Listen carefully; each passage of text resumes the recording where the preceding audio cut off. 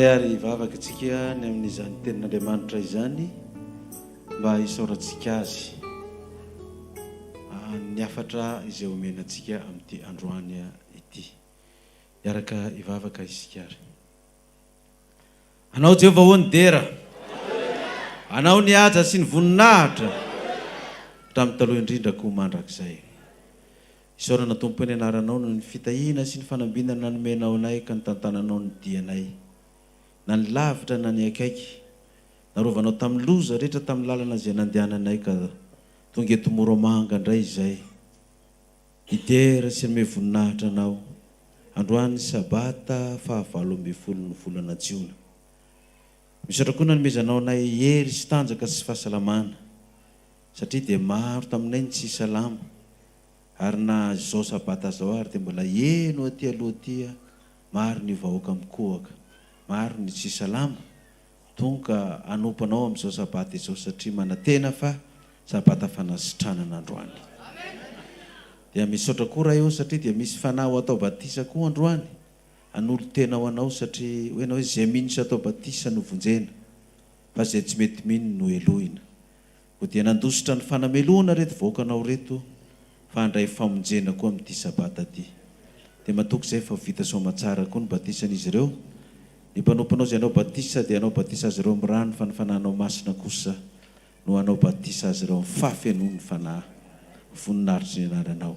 Ho dia mitenena ary Tompo amin'ny vaky tenin'ny soratra masina fa mihaino indray izay amin'izao maraina izao.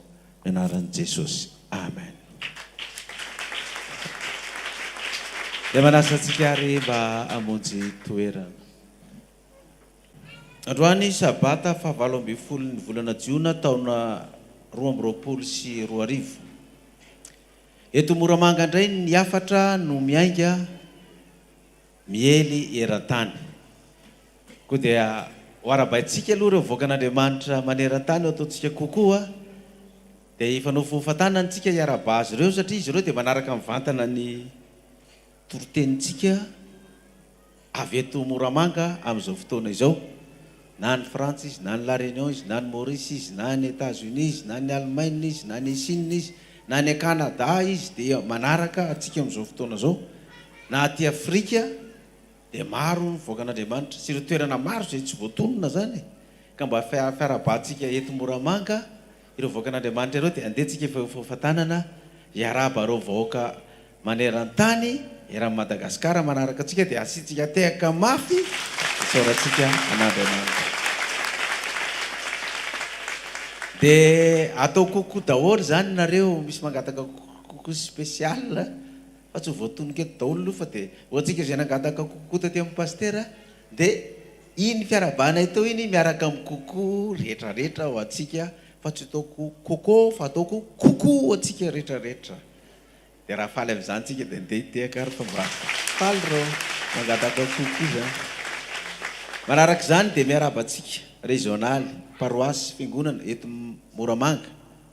Isika vahiny rehetra izay sambany tonga eto hiarika izao fanompoam-pivavahana izao satria misy mpanompon'Andriamanitra, misy zanak'Andriamanitra izay hanolo tena ho atao batisa rehefa avy eo. Dia tonga antsika hanotrona ny zanakitsika, na hanotrona ny ray aman-drenitsika, na hanotrona koa ny mpiray tam-po mety vady no atao batisa androany. Koa dia hiaraba ireo vahintsika koa tsika izay tonga eto androany, tonga marobe, ifanao fahafantanana ihany fiarabantsika azy ireo dia hitehaka mafy tsika voninahitra Andriamanitra. Dia hoarabaintsika manokana koa ireo diakona sy loholona izay hotokanana rahariva, satria dia misy voafidy ho diakona indray. Ny vahoakan'Andriamanitra tsy ny rehetrarehetra no voafidy diakona, fa dia Andriamanitra no mifidy. Ary misy koa ny loholona izay voafidy koa, izay hotokanantsika koa ny folakandro rehefa avy eo. Fiarabantsika andreo diakona sy loholona vaovao reo koa dia efa nao fahafantanana ihany tsika, ary rehefa avy eo dia mbola hitehaka ho azy reo koa tsika. Dia misaotra antsika be tabe koa ny fiarabana ny mivady ny amin'ny tsingerin-taona tamin'ny 26 Mai teo zany dia feno 12 taona ny pastera Mayolla André Christian Dieudonné. Zany hoe 20 taona zany sisa dia 70 taona. Dia tratrako ny taonan'ny baiboly hoe 70 taona, raha tahiny mateza anareo dia 50 taona.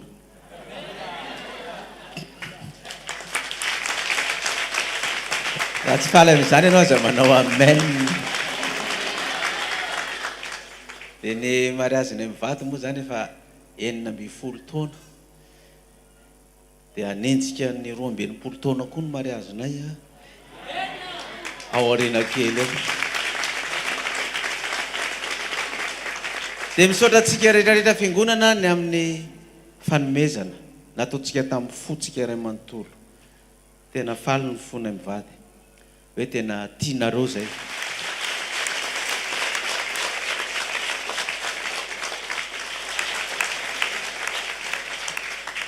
Ny baiboly moa dia manao hoe mahasambatra kokoa ny manome noho ny inona mandray.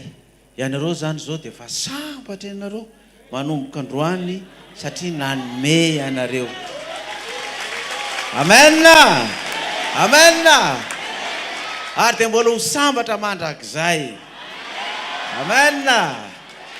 Na ny kely indrindra izay nanolotra, satria hitako tohatra any amin'ny ankizy azy dia manolotra hatrany amin'ny antitra indrindra, ka dia ho sambatra ny itsika nio ka ho mandrakizay satria nanolotra itsika.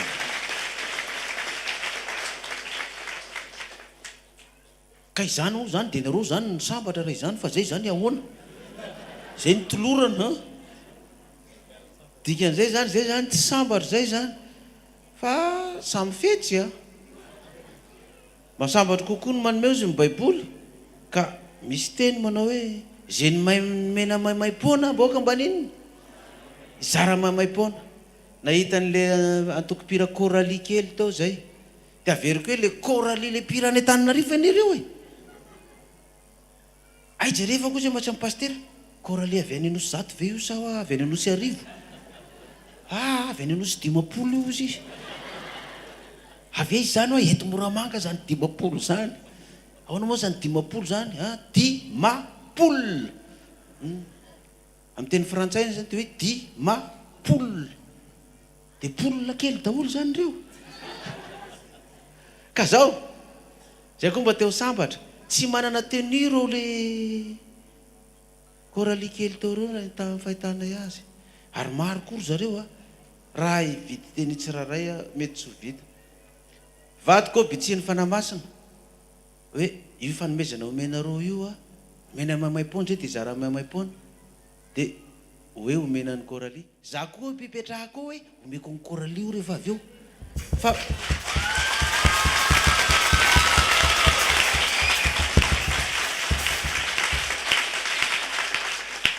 dia rehefa nitsangana tao zay mivady, dia izy madamako mantsy anahy omena ny Coralie, ny anany efa tonga aloha amin'ity. Ka dia mangataka anao madama, tsangany ianao série mon amour. Aiza ny lehibe ny Coralie aiza? Mandroso ianao raha nabavy. Zao. Ka dia atolotra nareo Coralie amin'ny fitiavana iny tsisy nakanaina ny ariary aza, fa nomenareo tamin'ny fo madio. Ary nareo niezaka nanome zay be da be, mety nisy ratsiratsy-saina atao dia ataoko zay kely indrindra ny ka ilay izy zany tsy nitazonay fa omena ny Coralie mba hividananareo tenue. Ka zao raha ohatra ka tsy ampy iny dia ianao miresaka madame la présidente.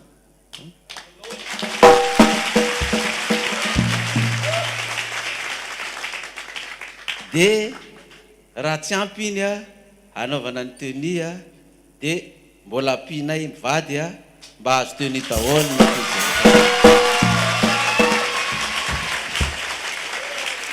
Dia misaotra anareo mirahavavy dia maherezy anareo Coralie fa ataovy tsara ny hira, fa tena hitako tsara izy. Mpitendry zava-maneno koa tena enjana daholo, na ny mpitendry klavia azy avelantsika any zany fa andaontsika hiresaka ny tenin'Andriamanitra androany. Ngeza be ny afatra mivoaka eto Moramanga ty androany. Tena ngeza be ty. Satria dia miresaka amiko pasteur. Fa nisy nalemy natao batisa tonga dia nitsangana. Meo voninahitra ilay mpanjaka ny mpanjaka.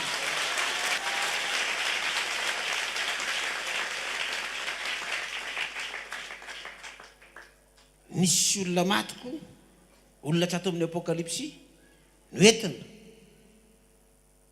Tao amin'ny apokalipsy, hoe raha tena mahery ny Andriamanitra anareo. Io ary ny havanay maty, vavao raha vitanareo mampitsangana an'io. Sao dia mba hanala baraka anay nareo tsy handrebireby anay fotsiny fa aiza koa nisy an'izany hoe izay anangana maty zany. Ka zay dia mino mihitsy fa ataovy eo fa dia rehefa tsy mitsangana izy dia alevonay fa rehefa mitsangana izy dia hoentinay mody any an-trano. Misy trano anankiroa miandry azy eo. Na ny fasanana na ny tanàna. Dia ozy izy le olona. Alitako mi, mitsangana ianao. Dia nitsangana tamin'ny maty le olona araka ny tantarain'ny pasteur ato. Le olona nanangana azy tamin'ny maty. Halleluja. Nefa izay ny perikopantsika androany. Fanintsy amin'izay. Marika toko fa 5. Marika toko fa 5. Aona ny voasoratra 5:20 ka hatramin'ny 7:20. Ary nisy vehivavy anankiray. Nisy vehivavy anankiray izay efa narary 12 taona. Sady efa niaritra zavatra be tamin'ny mpanao fanafody maro. Ka nandany ny fananany rehetra. Nefa tsy nety sitrana.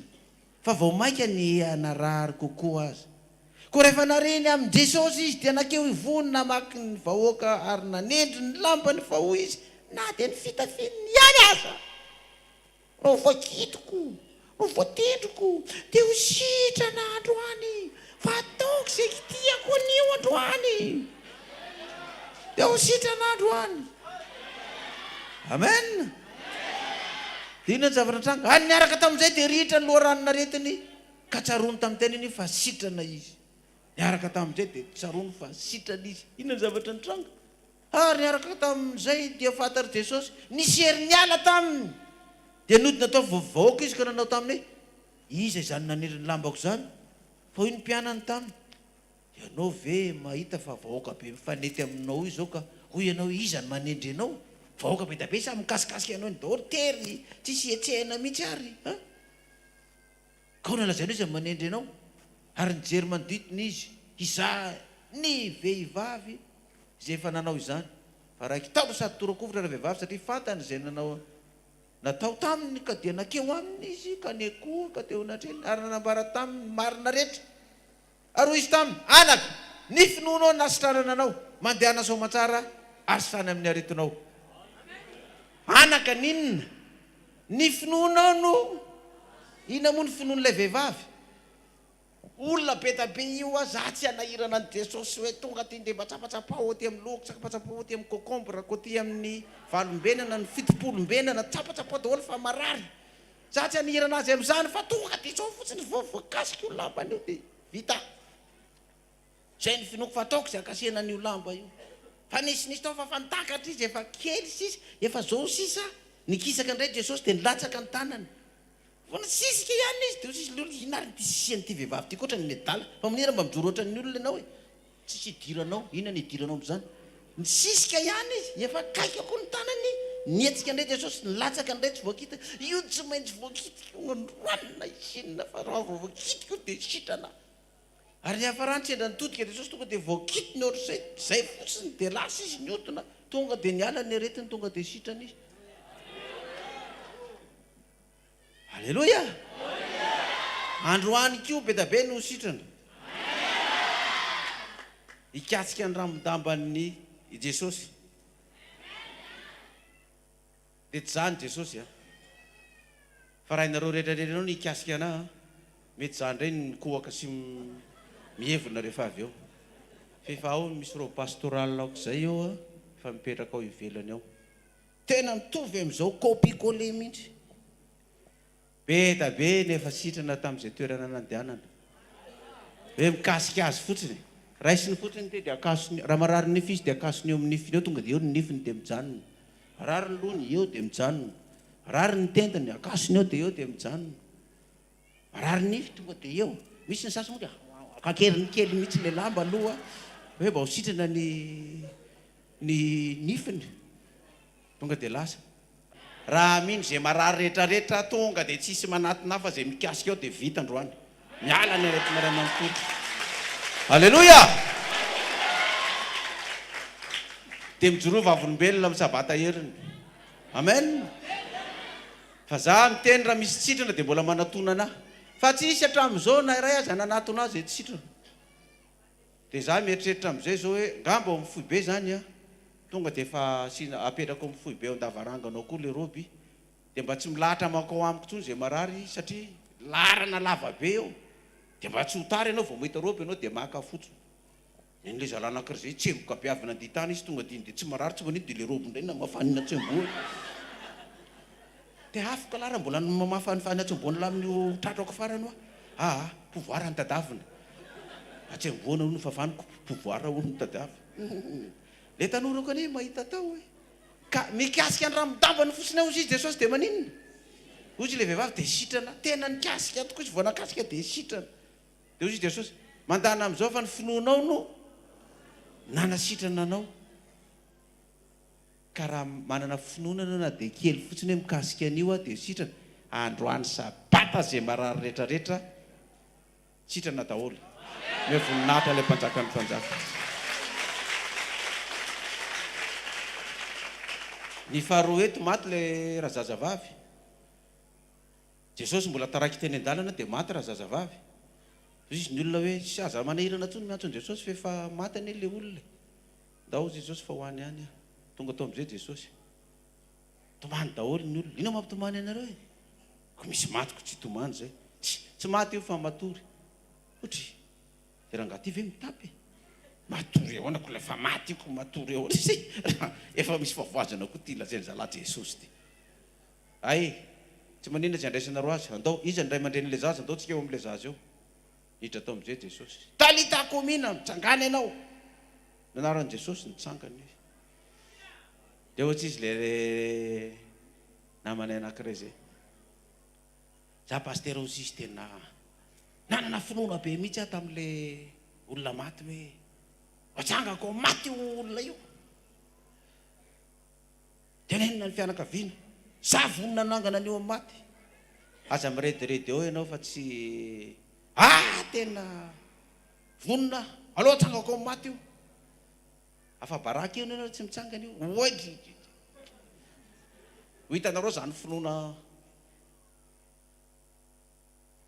mamindra tendrombohitra zany androany dia ozy ny sasany avelory izy hivavaka ho azy fa inona ary nanakatsakana anareo anazy zany mba olona manam-pinono zany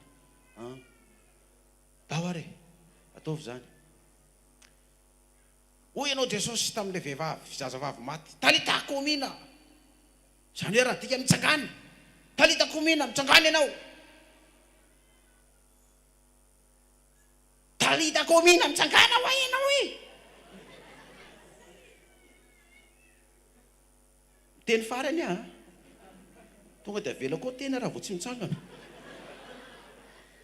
talita komina mitsangana ianao sy nietsika le vehivavy tsy nitsangana le maty toy izy nyaray adalany tsy te hitsangana velominareo lasa izy olona mandrebireby olona fotsiny izy adalany ony tsy te hitsangana ko izy efa nanao talita komina mitsangana ko Jesosy niteny hoe talita komina mitsangana nitsangana le vehivavy ka manina rehefa zany teny tsy mitsangana le vehivavy lasa ngarainy nandeha meme daholo le tanora sisy nataondra la talita komina ny anarany ngarainy isaky ny mahita azy ory tiry talata komina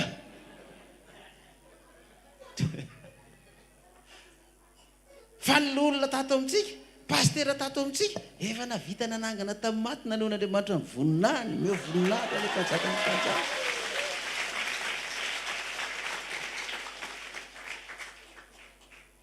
za koa fa nanangana maty anarivony anetsy ny analina fa tsy maty aranofo fa maty ara-fanahy daholo reo natsangako reo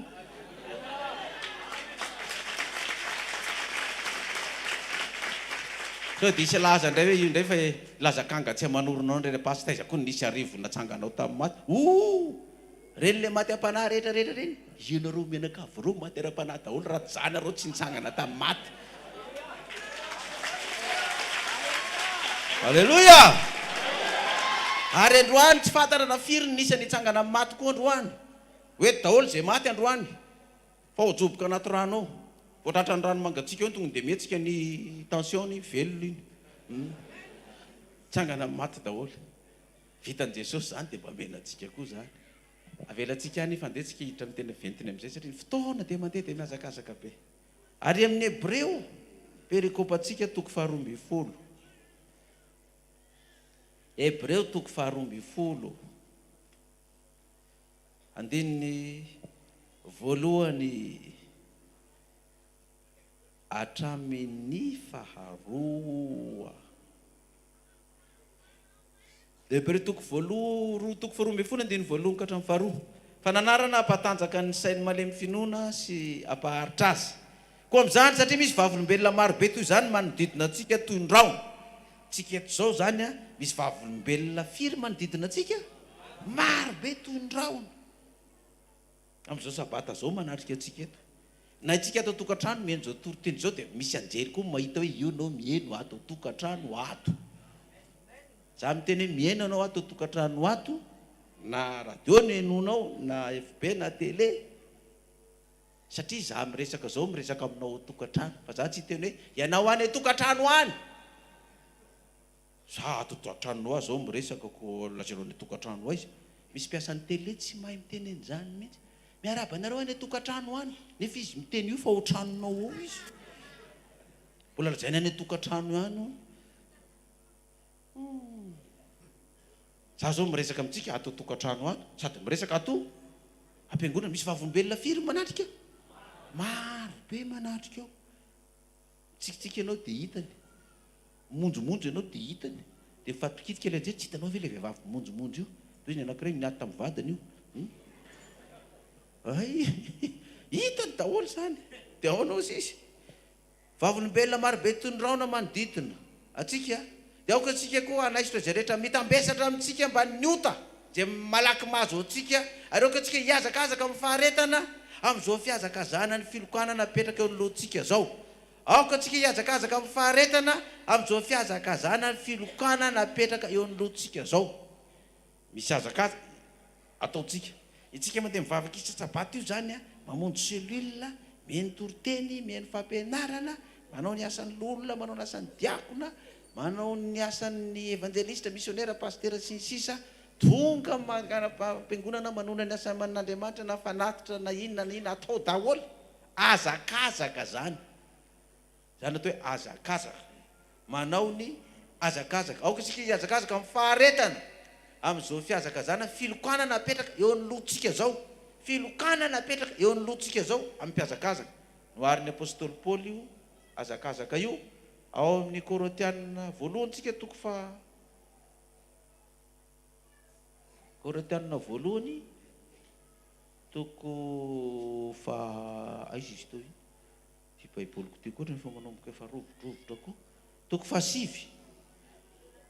Ty baiboly efa tamin'ny taona 80 ty baiboliko ty 1980 mbola voatahiriko hatramin'izao 27 taona niasana izy ty zany dia rovotra izy ato ampovoany ato fa tsy foiko izy na rovotra.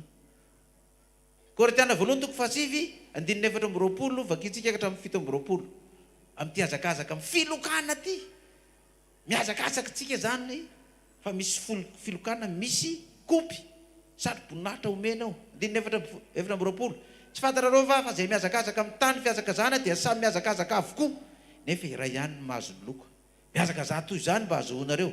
Ary mpiazakazaka rehetra dia mahony tena amin'ny zavatra rehetra kanefa ireny dia mitady sady boninahitra mety oloha ihany fa isika kosa ny tsy mety oloha. Raha izao ary dia miazakazaka nefa toy ny tsy manao kitoto ary mamely totondra ihany nefa tsy toy ny mamely rivotra. Fa siko mafy ny tenako mangana ka andevoziko fandraona dia efa nitoro tamin'ny sasany aza dia ho lavina kosa ny tenako. Tsy fantatrareo ve fa izy fa zay olona miazakazaka ireny dia miazakazaka samy miazakazaka avokoa izy nefa iray ihany ny mahazo ny loka. Tahaka ny hoe mpiazakazaka marathon zany na 100 mètres na 200 mètres na 400 mètres.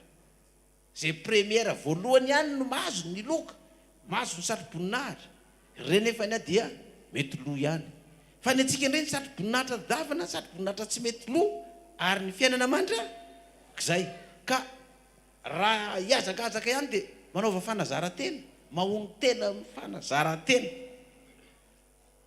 dia mekotra anankiray faran'izay tsotra tsika misy mpiazakazaka marathon tena champion du monde foana éthiopianina izy ireo zay raha tsy diso 40 km sa 42 km moa ny marathon 42 mahery kely ny marathon international iraisam-pirenena io azakazaka io zany a dia tsisy maharesy foana raha tsy éthiopianina izy dia kenianina zalahareo zany dia tsisy maharesy mihitsy na sinoa na vazaha na amerikanina na frantsay na allemagne tsisy maharesy azy satria nahoana ny azy zany ny entraînement any amin'ny taniny any tany mafana dia neny zareo zany ny entraînement ataony tsy mba hoe 10 km isan'andro na 20 km isaky ny manao na 30 km fa ny azy dia 10 km ny entraînement ataony 90 km ny azy no ataony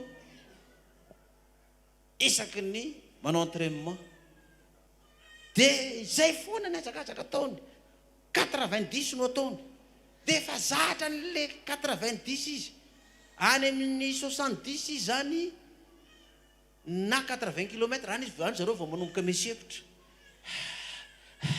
any vao manomboka miena koa ny vitesiny fa eo amin'ny 40 km eo izy hatramin'ny 50 hatramin'ny 60 dia tsy miova iny vitesiny iny ary mbola tsy sepotra izy iny foana ny rythme zany dia manomboka eo amin'ny 20 taona eo zareo dia efa manao an'izany entraînement zany manomboka 20 taona izy dia efa manomboka anao entraînement dia nefa rany miakatra tonga any amin'ny 80 kilomètre ny azakazaka ataony zareo dia rehefa manao ny tena marathon iraisam-pirenena amin'izay izy ny mpiazakazaka mbola ry amin'ny 20 km ry amin'ny 30 dia efa mila ivoaka ny lelany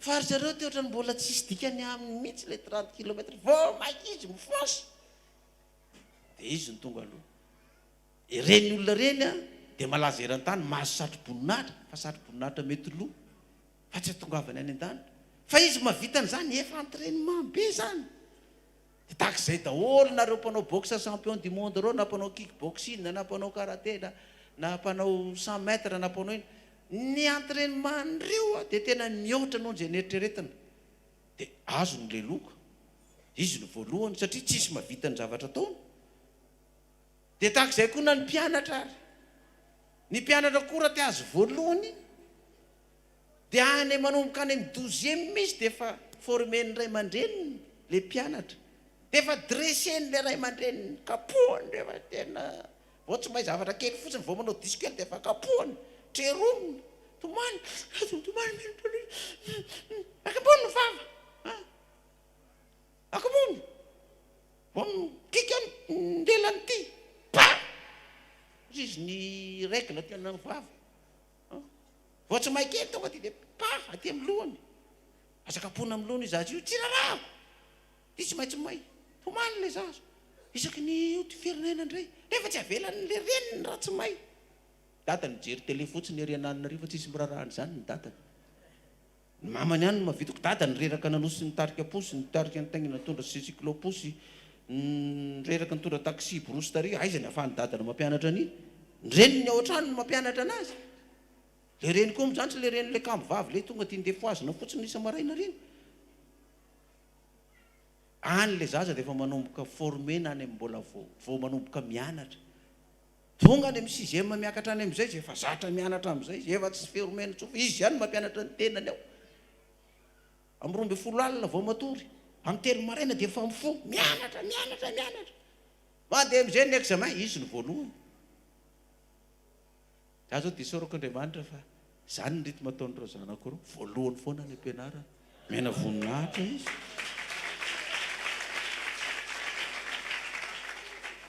zay le azakazaka mahony tena dia ohatra izay koa tsika amin'ity fanompoana an'Andriamanitra ity vao vita batisy ianao dia efa manomboka ny entraînement daholo ny famonjena fotoana ianao tsy tara any am-piangonana io dia efa entraînement daholo io entraînement daholo zany manao fanatitra, manao pafolo nrehetrarehetra, manao ny asan'Andriamanitra ty makary tsy mila irana fa tonga de lasa entraînement daholo zany rehetrarehetra zany. Rehefa tonga ao tonga de ndemenanao ny sariboninahitry ny fiainana. Alleloia.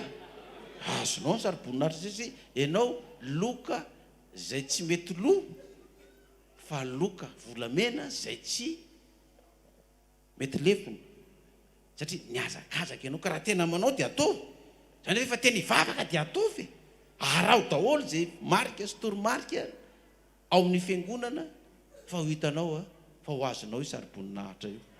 May ho azy ny tera sy ny voninahitra mandrakizay. De toy izany lisy mivera makany amin'ny Hebreo tsika. Hebreo 12:20. Andininy faharoa. Mijery an Jesosy tompontsika sy mpanefa azy ary maharitra ny azo fijaliana fa tsy mitandro henatra mba azon'ny fifaliana naperaka tolonony ka dia efa mipetraka amin'ny ankavanany sezan'ny fiainan'Andriamanitra izy. Fa hevery tsara ilay nahatra ny fanoherana nataon'ny mpanota taminy fa ndao ketrany ianareo ka horeraka ny fanahy ianareo. Hevery tsara ilay nahatra ny fanoherana nataon'ny mpanota taminy fa ndao ketraka ianareo horeraka ny fanahy ianareo. Manino izy ny teny hoe ndao ketraka sy horeraka ny fanahy ianareo. Teneniny amin'ilay andininy faharoa, mijery an Jesosy tompontsika. Ny problème amin'ny fiangonana dia mijery ny fahalemen'ny olona ao am-piangonana, mijery ny adalan'ny olona ao am-piangonana. Dia iny no manimba ny fiainam-panahy. Mijery ny olona pisoloky ao am-piangonana, mijery ny olona mpangalatra ao am-piangonana, mijery olona mpijangajanga ao am-piangonana, mijery olona misorotoka mifoka sigara, manao mini-zipo, lokomena sy ny sisa any ivelany any. Dia iny manimba ny fiainany. Iny no mampiverin-dalana azy, iny tsy mampivavaka azy. Ary ina mijery ny hafa. Fa ny baiko eto dia hoe mijery an'izy, mijery an'i Jesosy Kristy. Ino atao mijery an'i Kristy? Za koa mba mpanoto, tsisy olombelona marina ka tsy manoto. Fa zao tsy ny fahalemen'ny hafa na ny adalan'ny hafa na ianao miady ahy io no hanimba ny fiainam-panahiko, fa za mijery an'izy Kristy. Fa mivavaka ao anao no ataoko. Fa tsy hoe akory ny hoe toetran'ny olona ry sy ny fiainan'ny olona ry dia iny no mahatonga anahy ho kivy, dia iny no mahatonga anahy tsy hivavaka. Na ny nataon'ny loholona na nataon'ny paster, reo olombelona tahaka ny olombelona manana ny fahalemeny sy ny adalany koa nereo. Fa ny anao dia tsy tahaka ny mamely tontondro rivotra ozy izy ny apôstôly Paoly, fa tena mamely mihitsy ary ny tenako no asiako inony, siako mafy. Raha mahita olo mpijangajanga dia ny tenako no asiako mafy. Za koa mba mpijangajanga, za koa mpanota anazy ny azy fa za miady amin'Andriamanitra afaka anahy. Mahita olona mbola misorotoka na mifoka sigara, za tsy arary fo amin'iny ana misorotoka iny mifoka sigara anazy any fa zao ny ataoko zay afaka ny za Kristy jerevako fa tsy misorotoka io na mifoka sigara na mifoka rongony io anazy any ny azy. Mbola manao pataloha iny mbola manao betabeka iny tsika atao anaty am'le zanaka paster ary ny pataloko zay teritarela-tsy anao pataloha. Ataovy pata vaovao indray ny ty ary zany le tany ty azy raha ohatra ka taloha foana ny eritreretiny. Zanaka paster manao kavina, manao lokimena, manao minizipoka ahoana. Zanaka paster ary ny kokombra ny asehony hatrany amin'ny atsatsany nefa kokombra efa misy roa kilao iny ny anabeniny anankiray. Zany no hitany. Fa tsy Kristy no hitany amin'ilay zanaka paster fa ny kokombra no hitany. Dia nefa rany angamba sasany le lehilahy marary any akasarotany ireny dia hitany koa le paoma be io tena ohatrany tsy miorina mihitsy ty rangaty io, ohatrany paoma be mihitsy ny akasarotany manimba ny fiainam-panahiko mihitsy vao mahita an'io za veraka any animbanao ny fiainam-panahinao. Ny famaly tamin'ny olona anankiray izy na niady tamin'ny olona anankiray tao am-piangonana tao dia zay ny tsy vavahantsony. Tsy Andriamanitra niady taminy fa amin'iny ianao tsy mivavaka nanahy fotoana nataon'ilay olona io, nanahy fotoana nataon'ilay diakona io, zany nalay ny baraka ry ananinanina ry, tsy inona ny vavahako amin'izany tsony. Any anao tsy mivavaka tsony, fa folo-karenana tena ohatrany nangalarina. Tianao tsony zay. Iza daholo ny jerevana amin'izany izy. Anao raha manao an'iny, olona nomenao an'iny. Ho an'iza nanaovana an'iny? Kristiana iny, mijery olona. Dia ina zavatra nataon'ny perikôpantsika ty? Hebreo 12:15 zao voasoratra. Ary adinonareo ny fananarana izay milaza aminareo toy ny amin'ny zanaka hoe anaka azo atao zavatra kely ny famaizana ataon'i Jehova araka izay rehetra ary aza reraka raha resy lahatra ny anatra ataony ianao fa zay tiany Jehova no faiziny ary zay zanaka rehetra raisiny no kapohiny. Eno tsara le 15 ary hadininareo ny fananarana zay milaza aminareo tonony amin'ny zanaka hoe anaka aza atao zavatra kely ny famaizana ataony Jehova. Hadininareo ny fananarana sy ny famaizana. Itsika zany tena olona mora manadiny mihitsy ny fananarana sy ny famaizana zay ataony Jehova. Mora manadiro ny anatra sy ny toromarika omena rehetrarehetra. Andonga itsika andray ohatra ke exemple fa ny faiziny Jehova ny zanak'Israely ny faiziny fa olona manao ahoana moa no faizina, zaza manao ahoana moa no faizina, ny zaza eny sy ny olona marina sy mahitsy ve no faizina sa ny zaza maditra sy ny adala? Iza ny faizina valio ny adala sa ny endry? Ny adala ne sy ny maditra ny faizina. Za tsy mahita ray aman-dreny ikapoka ny zanany nefa le zanany petraka tsara dia mihinana sakafo tsara dia mianatra tsara dia mianatra lesona. Dia izy ny ray aman-dreny tiako ohatra ny mianatra lesona akaoko fafa fa honary dada velesiko lafa izy mampianatra ny lay eo izy. Ray aman-dreny inona manao an'izany? Adala tsisy ray aman-dreny anao an'izany na ray aman-dreny ara-nofo na ray aman-dreny ara-panahy tsisy an'izany hoe ho faiziny ianao fa ohatra ny tena enjana be re tendry clavier eto ny loha eto dia gaga le mpitendry clavier hoe fa ahoana ary zany aka faiziko elaka miseo mizesta amin'ilay clavier io sy paritaratara ny ladaholo aloha la faiziko. Pastera inona manao an'izany? Mipitsoka. Misy fahavoazana ka ny olona nanao adalàna no atao inona dia fa zao rehefa anarina le zaza rehefa faiza malaky adinony reny. Zay tambola kely tena misy le zala namanay boy kely zay tena sanandro izy dia tsy maintsy voakapoka foana dia gaga ianao mijery anazy ary mba mahataty koa le boy kely ty sanandro dia voakapo nefa rano izy voakapony efa tsy mitomany tsony izy efa zatra n'le kapoka efa tena fa velesiny ray aman-dreny mafy be tamin'ny voalohany any izy nitomany foana tateoriny izy efa tsy mitomany tsony fa dia miziriziry fotsiny io sady jerevina vao maika sosotra le ray aman-dreny ohatrany hoe ty tsy maintsy mitomany androany dia nefa rano ny teny le mandeha oaka rehefa dia maty io zaza io fa dia majano mafy matetitika faiziko ataoko malala narako mihitsy ty fa mipindapindana daholo ny tongotra an'iny voakapoka an'le hazo tsy ndahorona iny enjana be mipindana daholo ny feniny lamosiny rehetrarehetra fa tsy mitomany tsony izy fa dia rehefa avy eo averiny adino le anatra sy fananarana dia jereo itsika zao nisy anatra be da be nomenantsika tamin'ny tantarany zanak'Israely. Andaontsika vetivety hijeriny ao amin'ny Nomery 12 vetivety. Nomery 12 misy famaizana marina ataony Jehova tamin'ny zanak'Israely fa vetivety dia adinony zany zavatra zany. Dia jerevantsika inge le fanadininy zareo anazy. Nomery 12 andiny voalohany sy manaraka nanomezany Miriana sy Arona tsiny any Mosesy sy nataon'Andriamanitra tamin'izany. Ary Miriana sy Arona ny teniny nanome tsiny any Mosesy noho ny vehivavy kozita zay efa napakariny. Efa napakatra vehivavy kozita izy. Dia izy mianada mo Mosesy ihany va no itenena Jehova, tsy zahay koa va no nitenenany. Dia reny Jehova zany nampiakatra vehivavy kozita zany hoe efa azony Mosesy zany le vehivavy kozita zay vao hitany reto manodidina rehetrarehetra reto. Vehivavy kozita nefa vehivavy hafa firenena sady ohatrany hoe vehivavy janga zany raha ny paoziny na ny fitafiny ny loko mena sisa dia nalainy Mosesy vady le izy nefa izy milaza hoe aza maka vady hafa firenena ka ianao rery nitenen'Andriamanitra fa zay koa mba hitenena fa tsy mety mihitsy zao ataonao zao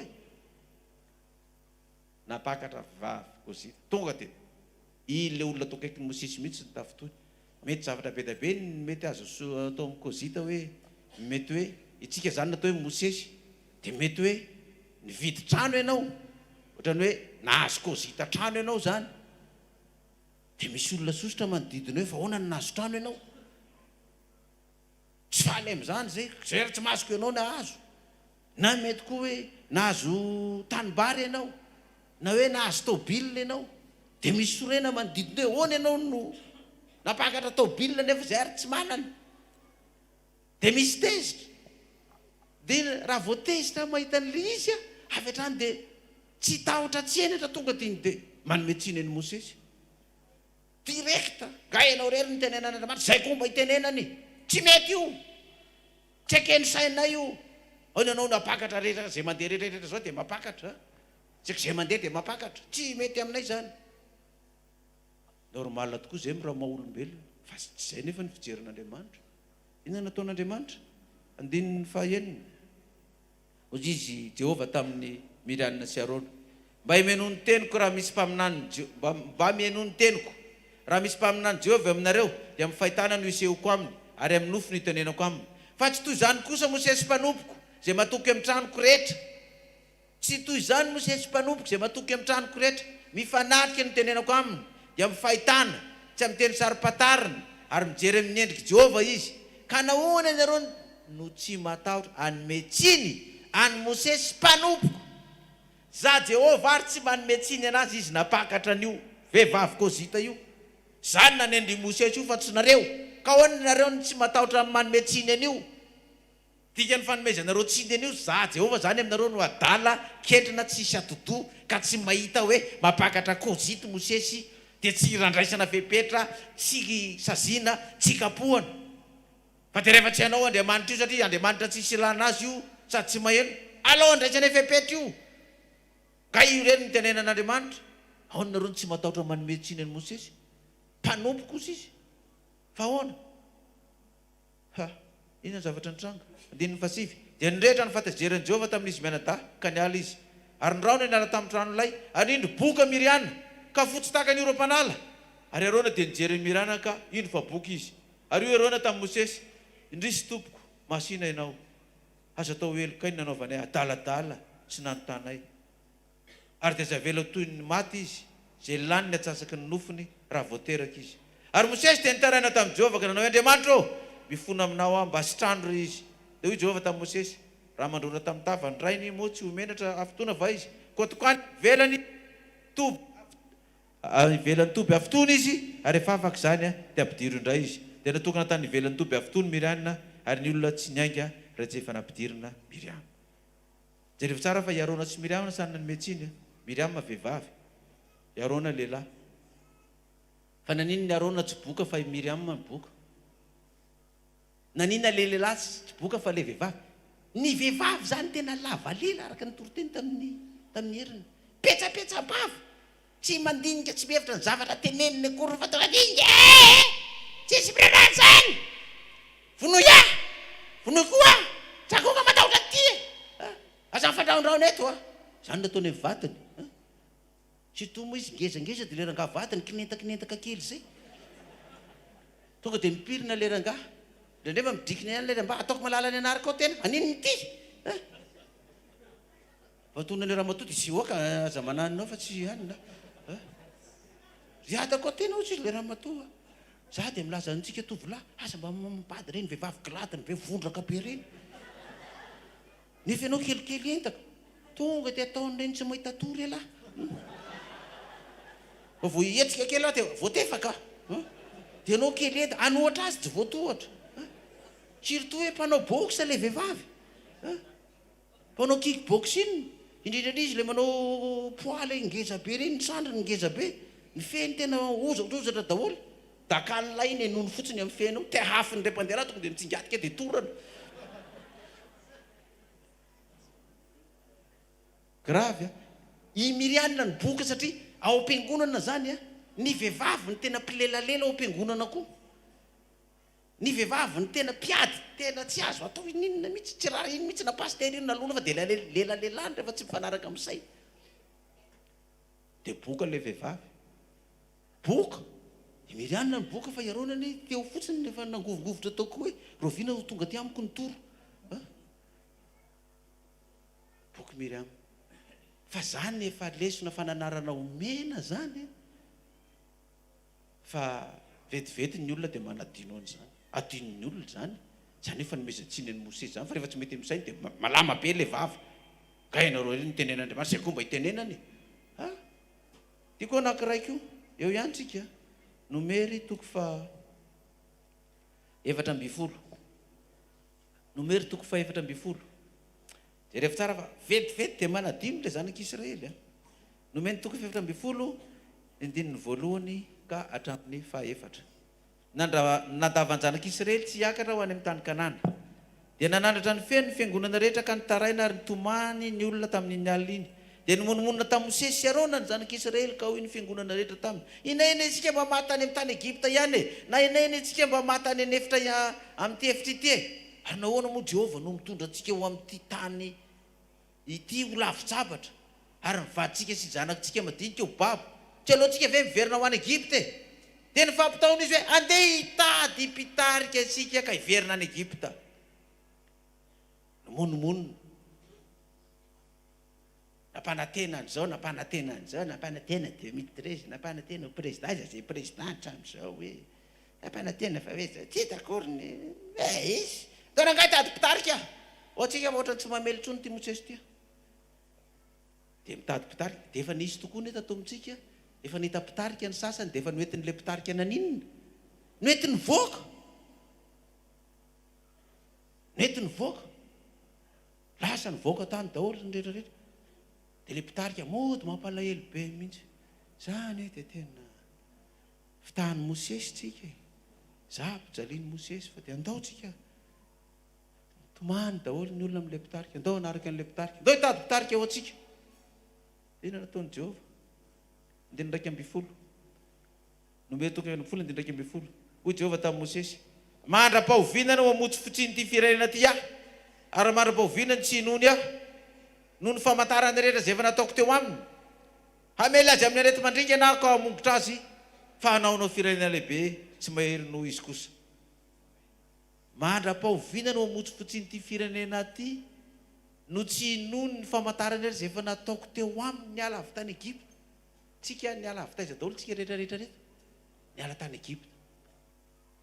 Teto Moramanga voalohany ane ny vavahana ka tsy haiko tranotrano kely taizy. Kely dia kely. Nevarany nahazo an'ity tany ity fa tsy mbola navita fiangonana ohatry ity. Fa nanao angara kely teo misisisy tosy teo. Nanao angara kely teo. Vita ty fiangonana ity. Nisy fotoana namangy taty ny atsasany fotsiny. Zao atonga eto tsy omby ty fiangonana ity. Hatrany velan'ny olona. Ary jerena tsara n'ity fiangonana ity fa vitsy ny fiangonana manana carreau mamiratra azo hitarafana ohatran'izao. Voninahitra ilay mpanjakany mpanjaka.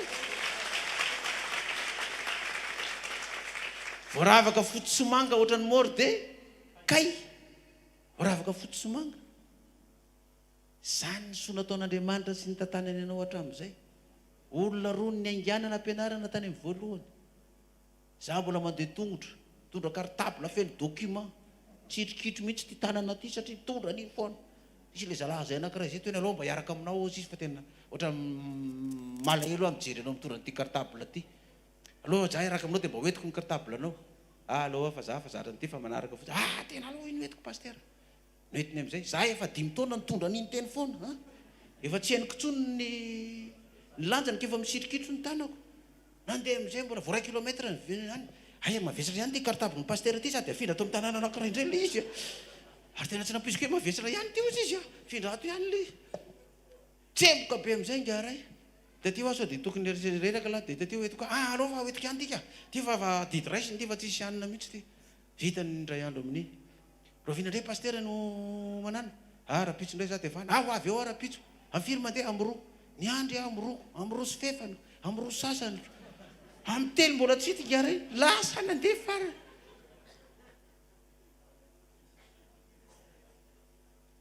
Fa nanino lahy tsy hita tamin'ilay aniny. Tena tamin'ny paster moa tany tena reraka be le sandro koa dia narary be mihitsy tato dia narary tato. Dia eo zay angamba tsy hotsinoko Andriamanitra raha tsy hoany andro hoany fa amin'ny manaraka makany. Etsana le izy. Ny monmonina izy Jehovah hoe mandra-pahovinana motsy fotsiny ty firenena ty amiko. Mandra-pahovinana tsy noho ny any noho ny famantarana rehetra zay nataoko teo aminy. Famantarana zay natao. Zany zakany hoe nandeha tongotra ho tamin'ny voalohany. Rehefa avy eo bisikileta. Nandehanana manao conférence makany amin'ny radio ny Antsirabe sady tratra andeha andro magatsika be reny. Fa za ndray aloha tsy dia mba nandeha tamin'ny moto fa tena raha misy atahorako io moto io. Satria tonga dia carrosserie vatana. Fatan'Andriamanitra koa fa za olona maherihery vitesy zay dia tsy nomeny moto mihitsy. Fa ngamba raha nomeny moto mety efa mitondra bekia sady mitoro teny aminareo eto noho ny famindrapony sy ny fahasoavana mbola matoa za eto. Mety efa tapatapaka daholo ny fesy sy ny lohalika sy ny rehetrarehetra satria any ambany camion ambany tôbila ny farany amin'ilay moto zany. Dia tonga dia tôbila ny nameko za ary mitondra tôbila efa impirina vadiky ny tôbila koa. Raha ny tokony ho izy ary efa mety efa mivilana daholo ny masoara ilay navadiky ny tôbila. Dia joro vavolombelona hoe mahery Jehova. Efa ny masoaranao fa nivilana. Noho ny famindrapony mbola tsy mahafaty aho. Attention mon ami.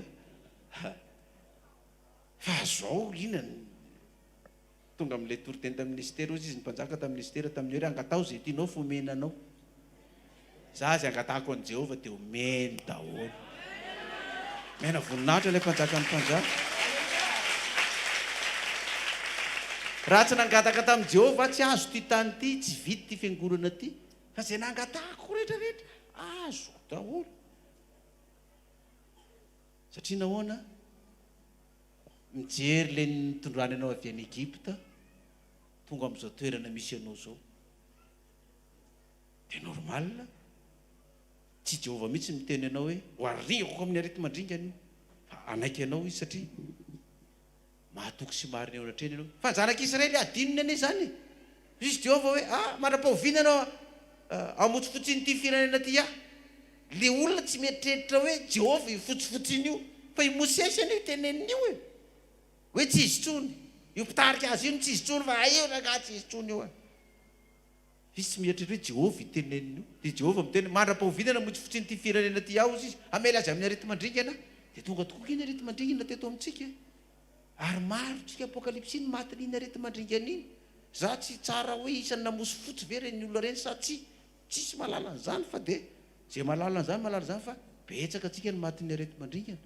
Fa zay tsy namosy fotsy ny Mosesy dia mbola eto tsika ary mbola hoeto tsika me voninahitra ilay mpanjaka ny mpanjaka. Dia ahoana ozy izy andininy 4 ka hatramin'ny 1:30.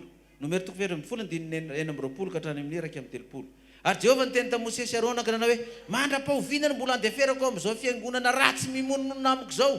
Efa raiky no fimononana zanak'Israely zay nimononona tamiko. Lazao aminy hoe raha velona koa hoy Jehova arak'izay nilazainareo teo anatreo no ataoko aminareo. Ety amin'ity efity no hiapatrapana ny fatinareo. Ary ianareo rehetra izay voalamina araka nanisana anareo dia hatramin'ny 20 taona no miakatra izay nimononmonona tamiko. Dia tsy ho tonga mihitsy any amin'ny tany zay nananganako tanàna amponenana anareo. Afa-tsy Kaleba zanaky Jefona sy Josoa zanaky Nona.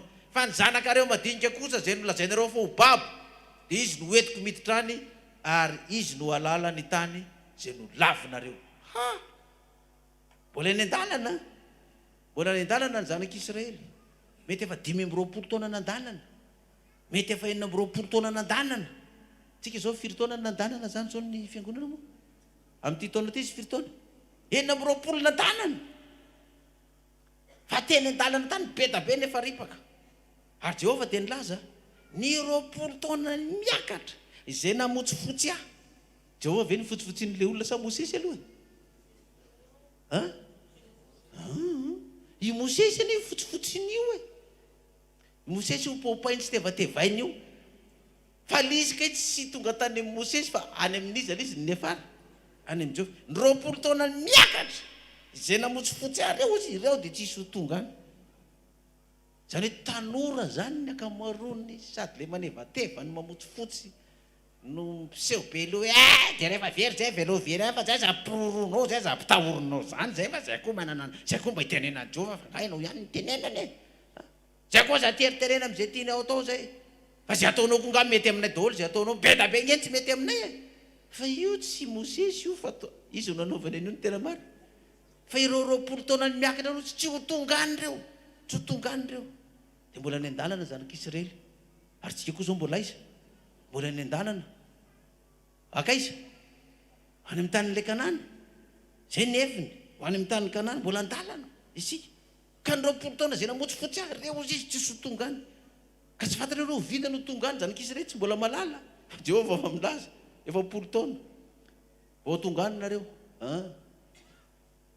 fa ireo rehetra tsy ho avy any reo dia efa niteny an'izay Jehovah ino izy ireo zavatra antraka hadinony zanak'Israely koa ny zany satria nahoana mbola eny an-dalana mbola tsy tonga any amin'ny tany Kanana le loza miantra koa mbola tsy niantra daholo koa fa mbola zao zay ngamaninona inona koa ny loza mahazo anay zay zay boka io miranina boka fa zay nga zao boka tsy fatiny izy io boky ny troso io boka ny tokantrano tsy milamina io boka ny fidiram-bola tsy mandeha amin'ny laonina io boka ny problème sinitsisa efa abokanany mahazo anao io e fa Mosesy mbola mibebaka ao anao foana boka ny fahotana sinsisa inona reny za adino vetivety nge zany ty adinony zareo hoe nomero toko 240 ny odinany kora sy ny namany sy ny namarinany Jehovah ny fisoroanany Arona 1 ka hatramin'ny 7 ary Kora zanaky Zisara Kaeta zanaky Levi ary Datana sy Abirama zanaky Eliaba sy Ona zanaky Peleta zay samy taranaky Robena dia nandrendry bahoaka ka nitsangana teo amin'ny motren'ny Mosesy izy ireo inona dikony hoe nandrendry bahoaka ny taona vahoaka ny kiomy ny grevy dia inona zavatra nitranga ka nitsangana teo anatrehan'ny Mosesy izy sy ireo zanak'Israely 520 zay samy lohan'ny fiangonana 520 lohan'ny inona lohan'ny fiangonana ohatrany hoe mialatsiny zany fa ohatra ohatrany hoe présidentny fiangonana président paroasy président ny régionaly président ny chorale président ny scouty président ny choralie président ny rehetrarehetra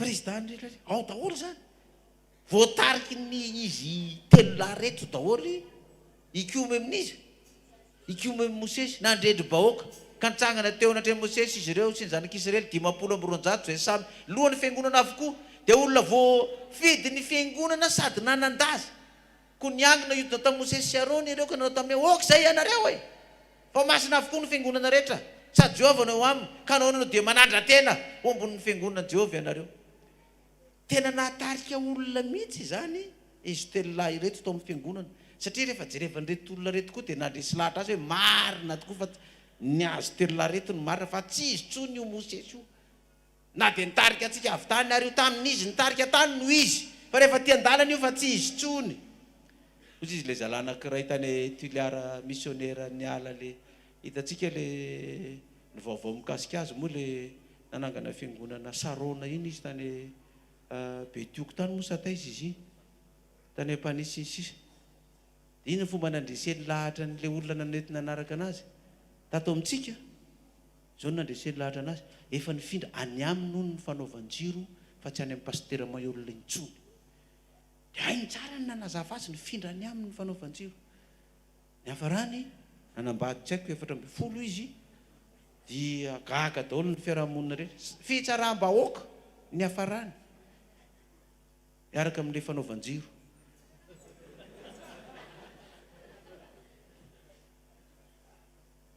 dia zay tsy fanaovan-jiro taty amina inona laininy tsy fanaovan-jiro tary atsena inona lainino gravy potika daholo ny fiainam-panany zay nanaraka azy ohatran'izany koa be da be nefa tato amintsika ankiny nanao an'izany dia reseny lahatra tany dia manaraka azy efa tsy izy tsony io 520 tao tsirabe tao ary tena nisy an'izany mihitsy efa nanomboka ikiomy le paster toy izy hoe raha tsy misy 20 mialato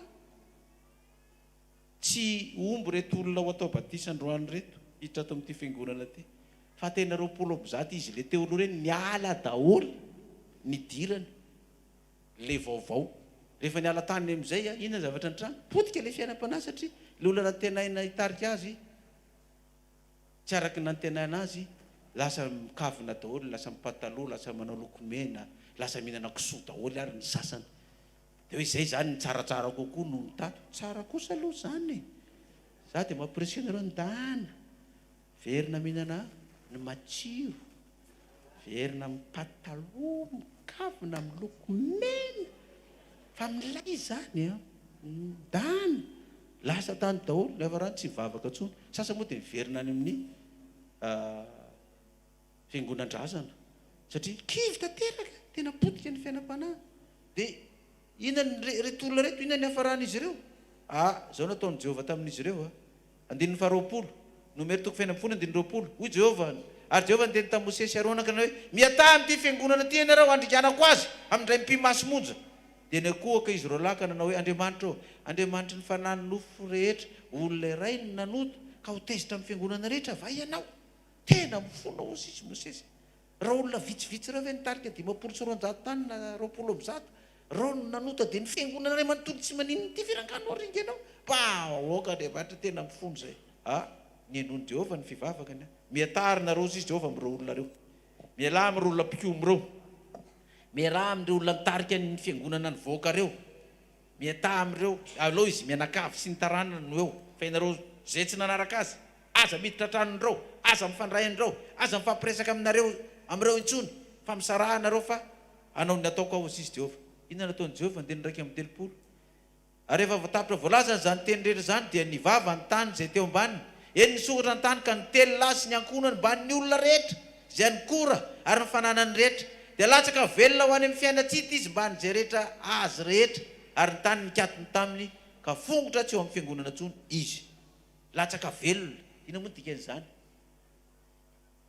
ren'le olona ny ala reny ange ka latsaka velona any anatin'ny tany dia maty izy tsy maty ara-nofo fa maty inona ara-panahy satria izy raha vao niala tao amin'ny fiangonana izy zany tonga dia nilatsaka any anatin'ny lavaka ny vava tonga dia maty dia izy mieritreritra ay za zay maty eo nefa izy efa tsy mivavaka ntsony mivavaka izy menantr'olona no mivavana ataony tsy mivavaka izy tsy hitan'izay atao tsy mivavaka izy rehefa tsy mivavaka ianao dia tsy manao fanatra tsy manao fafolo-karena dia manina ny ozony mirotsaka zay ny andehanana ty mpiangonana nefa andraisana fitahiana anala ozony rehefa tsy mivavaka ianao dia tsy manao zany dia ozona ny miditra aminao nately ny tanytany daholo sy ireo le mpanaradiana azy rehetrarehetra andininy 5 ary nisy afo nivoaka avy tamin'i Jehovah ka nandevona ny lehilahy 500 izay nanatitra didikazo manitra 500 nanatitra didikazo manitra nanatitra fanompom-pivavahana ny dikan'izany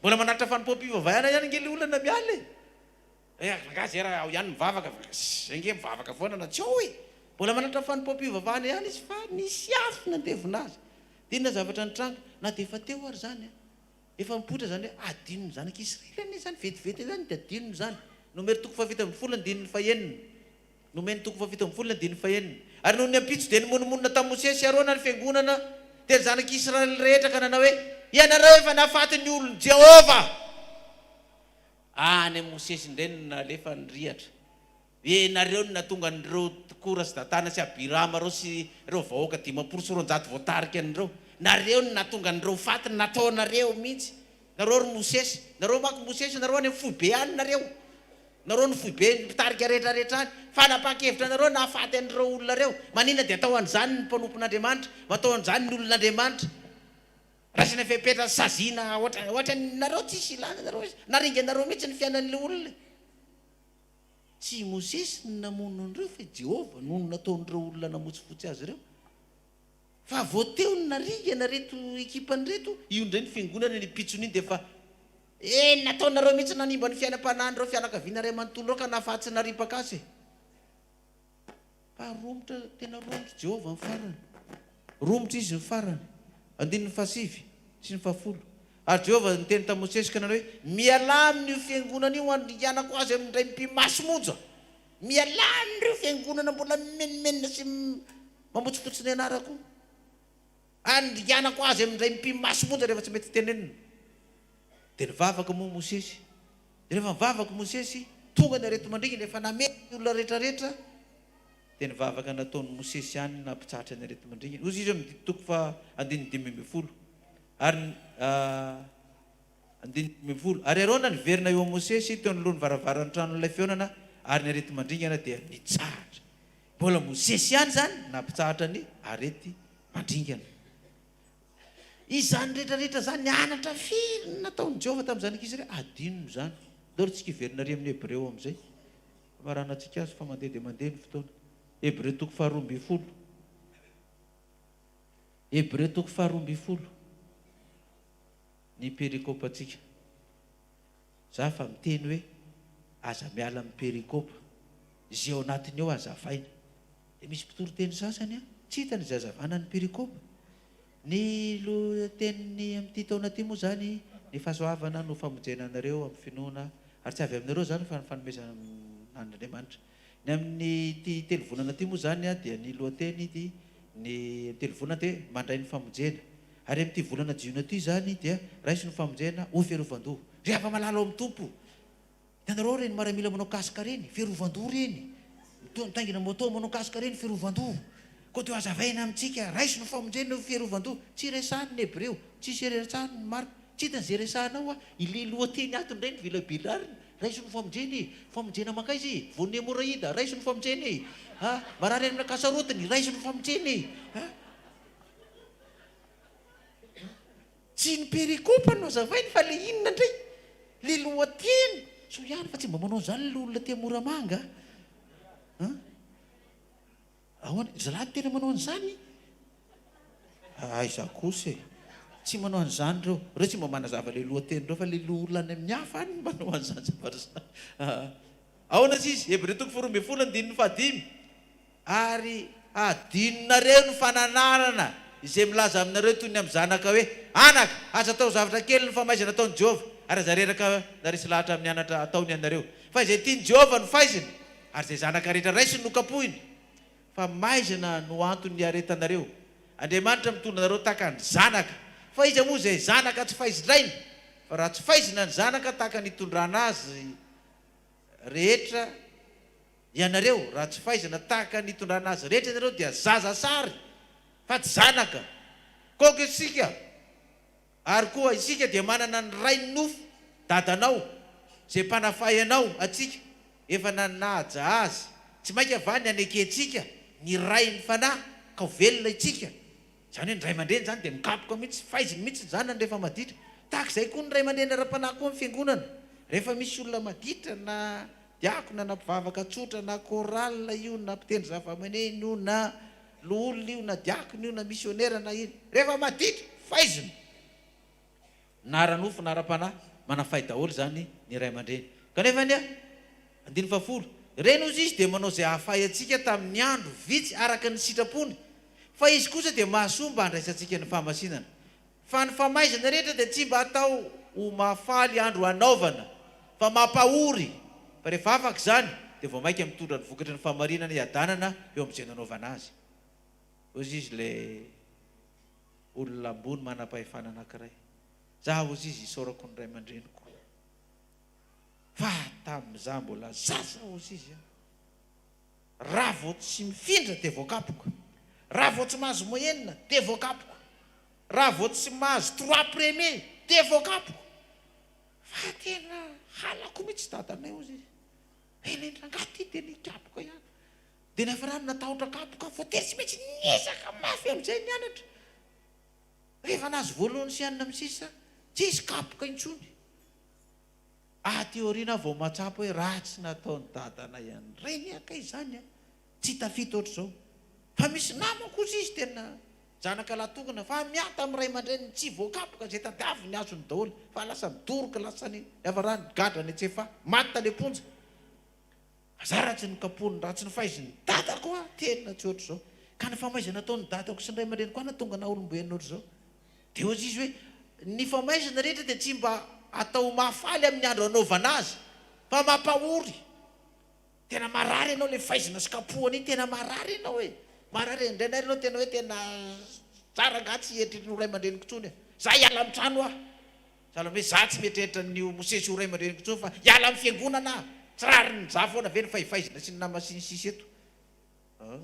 Fa rehefa afaka zany dia vao mitondra ny vokatry ny fahamarinana hadananao amin'izay nanaovana. Rehefa afaka reny sazy reny, ianao mahita hoe tena ratsy natao an'ireny tsy tonga ohatr'izao. Eo voninahitra ilay mpanjaka ny mpanjaka. Aleloia. Fa misy olona tsy nandray izany tombontsoa ho azy ny famaizana izay natao taminy. Dia inona no ilazany azy? Eo amin'ny Hebreo 12:20 ka hatramin'ny 17. Ary mitandrema tsara fandrao izy hiala amin'ny fahasoavan'Andriamanitra, fandrao izy fakamangidy mitsoka mitsimoka ampikorotana ka voalotony maro, fandrao izy mpijangajanga na olona tsy manaja ny masina, dia tahaka ny Esau izay nivarotra ny fizikoiny azony hanina indray-bava. Fa fantatrareo fa rehefa afaka izany raha tandovan'ny fitahiana izy dia nolavina, fa tsy nahita izay bebahana izy na dia nitady fatratra tamin'ny ranomaso aza. Grave zany. Esau no nataony ohatra, ny fahaizana nanarina tamin'ny rehetra fa tsy ny raharaha. Rehefa tateoriana nanenina amin'izay, tena hitako fa tena nasoa ilay famaizana fa tena zany tsy nanandray azy. Fandeha rangasany dia hiverina amin'izay bebaka hitady an'Andriamanitra amin'izay fa nitady tamin'ny ranomaso fa tsy nahita intsony. Nitady nivavaka ny fona ny fahadianana tamin'ny ranomaso tamin'ny problemany tsy niantsony Andriamanitra. Tara loatra. Dia ahoana hozy izy? Hebreo 12:15. Ary adinonareo ny fananarana izay milaza aminareo toy ny amin'ny zanaka hoe anaka, aza atao zavatra kely ny famaizana ataon'i Jehova, ary aza reraka raha resy lahatra ny anatra ataony ianao, fa izay tiany Jehova no fahaizany, ary izay zanaka rehetra raisiny no kapohiny. Ka dia mahay rehetra ary fiangonana mandray fepetra zava fanonteny anasazy anafay ho an'ireo izay mbola manao adalàna. Raha misy loholona fantatra tsy mamelona ny vady aman-janany, asoro ny akanjo andraisy fepetra, haiko zany fanafaizana azy. Raha misy diakony tsy mikarakara ny vady aman-janany, tokantrano sy ny sisa, fa manao beloha be sy ny sisa sady mamy lava sy ny sisa any, raiso ny fepetra, asoro ny akanjony. Raha misy missionnaire, évangéliste, pasteur, vadina missionnaire, vadina pasteur, vadina évangéliste, tena manao zavatra tsy manjary eo amin'ny fiangonana, tsy azo anarina, tsy azo tenenina, dia miferitraina ny vehivavy noho ny anaovany vadina pasteur azy io, raiso ny fepetra, andraiso andraiky, asoro ny akanjo ny diakona azy, vadina pasteur azy. Tsy mandray ny andraikitra amin'ny fiangonana iny, na fampianarana na fitenenana iny zany tsy mahazo iny, na izy na iza, raiso ny fepetra. Fananarana sy faninona zany? Famaizana. Amin'ny atokopira, atokopira ianao mbola misorotoka, mbola mifoka sigara, miala ny atokopira. Mpitendry zava-maneno ianao mbola misorotoka, mbola mifoka sigara, miala. Na tsisy mpitendry zava-maneno avelao ao, fa tsy zany tsony ny tokony andehanantsika amin'izao. Fa tsy maintsy faizina ny zaza maditra rehetra.